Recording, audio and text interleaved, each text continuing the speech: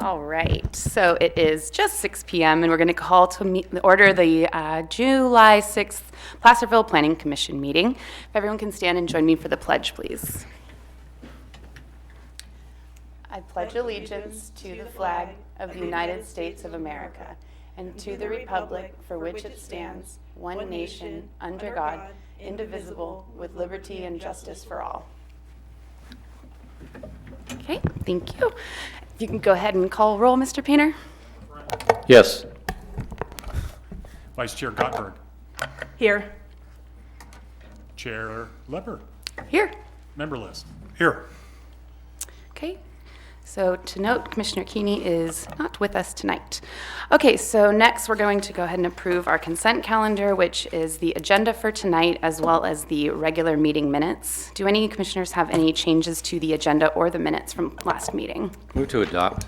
I had one change to the meeting minutes. On page 2, under item 5, speakers, the last person listed, Judy Robinson, changed that to Julie Robinson, Julie. She appealed the decision, so I wanted to make sure that was accurately reflected that she spoke. Perfect. So would you mind making a motion for? Yep. Move adoption as amended. Great. I'll second. Awesome. All in favor? Aye. Aye. Any opposed? None? Okay, great. So next we'll move on to communications. Do we have any communications to be shared with the commission tonight? No, we do not. Okay, great. Next, we'll move to items of interest to the public. This portion of the meeting is reserved for persons wishing to address the commission on any matter not on tonight's agenda, but within the subject matter jurisdiction of the Planning Commission. Are there any members of the public that wish to address the commission tonight on matters not on the agenda? Okay, seeing none, I will go ahead and close public comment. Excuse me, and we'll move to our public hearing for the night, which is the Marshall Medical Center Site Plan Review 84R3 at 1095 Marshall Way. Mr. Painter, do you have the report? I do. Tonight's request is by Marshall Medical Center, and they are requesting to amend Site Plan Review 08-04. And this is before the commission this evening per the authority granted to the commission under 2 city code sections, 1031C and 1049P of City Code, which authorizes the Planning Commission to act upon all applications for site plan reviews and changes to approved site plan reviews. Tonight's request is, again, proposed by Marshall Medical Center, and it involves an existing portion of their campus that has a minimally landscaped area at the near the northwest corner of the medical center's building at 1095 Marshall Way. This area of the campus is shown on the exhibits provided by the applicant as attachment A of staff's report, and also on page 2, staff has a photo, a street view using Google of the site approximately 2 years ago. That is the perspective from Marshall Way, and in the background is 1095 Marshall Way. The request is focused around new ground equipment consisting of 4 battery storage power packs and 1 inverter cabinet that would be mounted on a new concrete pad within that landscape area I described, and would be surrounded by a new masonry structure with a brick veneer. Staff's review of the, I have one follow thing. Their electric conduit from that storage system to the building at 1095 Marshall Way would be placed underground. There's also associated equipment mounted on and within the building at 1095, and that's shown on the applicant's site plan materials. Staff's review of the request is that it qualifies as a Class 3 exemption from environmental review under the California Environmental Quality Act, and that it involves the location of an energy storage electromechanical equipment and the construction of a small equipment enclosure that would be accessory to the existing and permitted Marshall Medical Center use. The request is also consistent with the site plan review criteria of City Code 1049G, in that the screening enclosure is dimensioned to completely obscure the proposed energy storage system components of batteries and equipment cabinets from Marshall Way, and that the enclosure would have an exterior brick veneer harmonious with the existing brick veneer used on the adjoining medical center building at 1095 Marshall Way. Staff recommends the commission conditionally approve the request, first making the recommended findings on page 5 and requiring the conditions of approval provided on pages 6 and 7 of the staff report. Mr. Takamori Saito of Marshall Medical Center, he's the Director of Construction and Engineering and is here tonight to speak on behalf of the medical center. That concludes my report. Thank you very much. Okay, do any commissioners have any questions for staff about the report? I do have a question for Okay. staff. And this is not to pick on Marshall Hospital, but it's a question I think that we should be asking every time an amendment to a previous permit comes before us.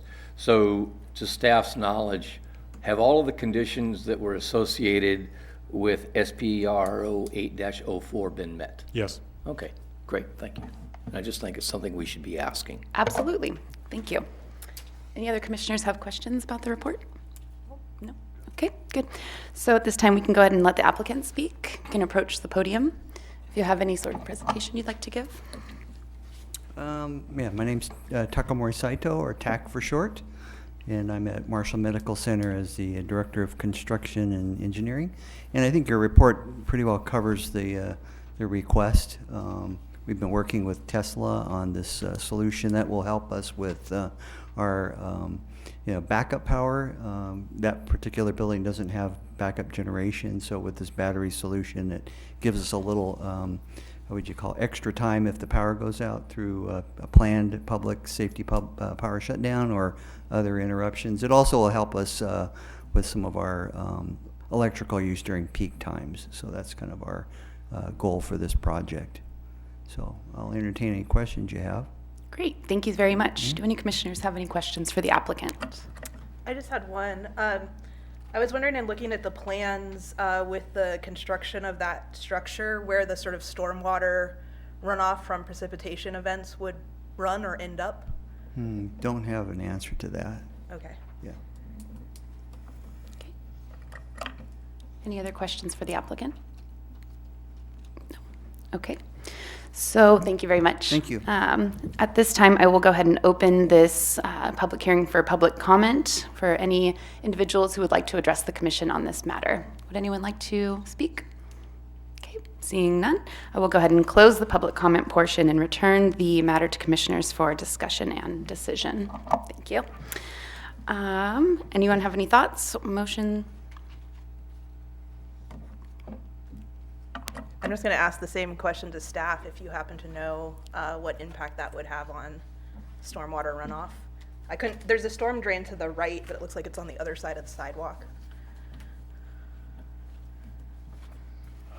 I do not have a response to that, other than just the size of the concrete pad and the location of, any drainage. I think based on the design of that particular landscape spot, it more or less drains inward anyway and not away from or over the sidewalk. Okay. All right, thank you.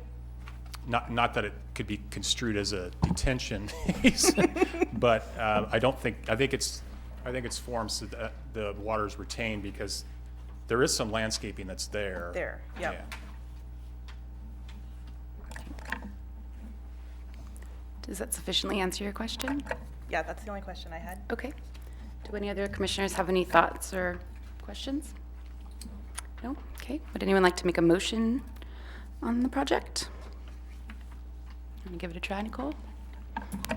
Sure. I will move to adopt the permit conditional site plan review, making the findings in the staff report A through F, and adopting the conditions listed in the staff report. Okay. Second? I second. Okay, fantastic. Can you go ahead and call roll, Mr. Painter? Just before, not specific to the motion, but in looking at the plans, I noticed there's a storm drain line to be confirmed in field. So while it may not be readily apparent, they have to confirm that it exists, it looks like. So that's probably addressed. I support the motion. Great. Okay, so we have a motion and a second. If you can go ahead and call roll, Mr. Painter? Member Friend, Aye. Vice Chair Gottberg, Aye. Chair Lepper, Aye. Member List. Aye. Okay, so the site plan review has passed 4-0, and a reminder that all decisions by the Planning Commission are appealable within 10 calendar days at City Hall. Okay, so great, thank you. Good luck with the construction and everything, and thanks for bringing that into town to keep everyone safe at the hospital. Next, new business. Do we have any new business? No. Okay. Do any commissioners have anything to report to staff? I have a couple of questions, if I might. Since you just brought up new business and actually relates to my communication, I noticed that the agenda is omitting those items which we may not have. For example, written communications and new business. Would it not be better to simply have those on there and say no communications or no new business, so it doesn't look like an oversight?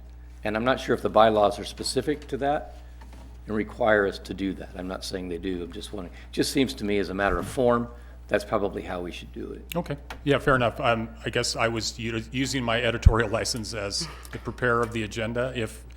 If we have no items for that topic, then I don't include it. But if that's the direction of the commission, I can certainly. That would be my request, just so it I'm fine with doesn't that. look like it might have been an accidental omission of some kind.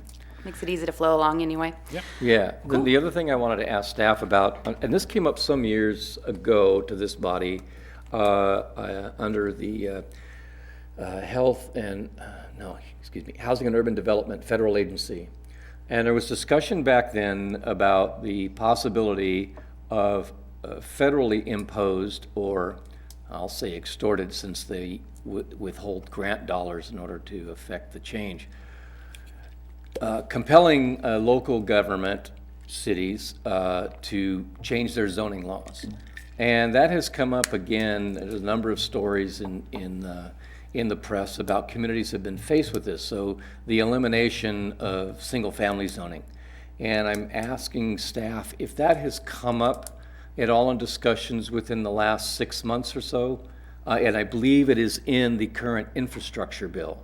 And it's obviously a problem if it is. Staff is aware of let's just say, the trend of municipalities to examine their zoning ordinance and looking at basically the single-family residential zones and expanding that to allowing either 2, 3, or 4 units on a single-family lot. I know there are some cities, I think like Portland, even the city of Sacramento is looking at eliminating the single-family zone to allow for increased density within these zones, mainly to fill in the gap that we call the missing middle. I am not aware, or at least this staff member is not aware of anything coming from the federal government mandating that, basically compelling the states then through their state planning laws to require then counties and cities to do the same. But we can certainly try and keep our eyes open for that. I'll take a look at that and see. Thank you for bringing that to our attention. Thank you. Okay, does anyone else have any topics they'd like to discuss or questions or anything? Okay, and so next meeting, we're not sure yet, July 20th? We do not have items for 2 weeks from today. The meeting after that would be the first meeting in August, which is traditionally been the day that this community celebrates National Night Out. Now, I don't know how extensive the community-based groups are to have this generated as it has been in years past, because last year it was more of a virtual event, if I recall correctly. I do know, I have checked that this room will be available. Now, I say that because we anticipate there are a lot of projects that are kind of in the holding pattern, and they're not quite complete enough to bring before you. So we're waiting on them, the applicants, one of which is an item that came before you at last meeting regarding the landscape plan at 150 Placerville Drive. Okay. So that said, Traditionally, this body has gone silent on that date so that you all could celebrate within your neighborhood the National Night Out events. Commissioner Frenna, is that, I mean, that's So, historically yeah, kind of the way yes, it's Madam Chair, and you folks may or may not know, but that has been our practice. I would request that we continue that practice. If activities, as I've been seeing them, are any indication, there's a good chance that people may take the opportunity to actually get out and meet with their neighbors. Even if they don't, it is a standing event for the community. And I think that we should recognize that. And I think for the same reasons we got bad press for having a meeting on election night, which I was a fan of canceling because people are engaged in election parties and working at polls and all that sorts of things. So I am sensitive to canceling meetings so that people can get their projects through and items that we need to deal with get addressed, but I would recommend that we go silent on that night. Thank you for that. I would, well, you as the commission should then expect that the second meeting in August might be quite extensive, so fair warning there. The other news to report is that, and it was addressed somewhat by Vice Chair Gottberg, that there was an appeal filed regarding the 795 Chamberlain conditional use permit for the bed and breakfast, and that'll be heard. Pierre Rivas will be providing that staff report. It'll go out this week, so next Tuesday in this room, that item will be heard. That's all I've got. Do you have anything else, Pierre? Just a quick follow-up to Commissioner Friend's inquiry about the proposed demise of the single-family residential zones. Just so everybody's aware, the state has been imposing additional requirements in the single-family residential zone that is, by de facto, increasing its density. We're all aware of the accessory dwelling unit. They're allowed by right up to 1,200 square feet, either attached or detached in a single-family zone. So really, a single-family zone actually allows for 2 units. And the state more recently created what's called a junior accessory dwelling unit.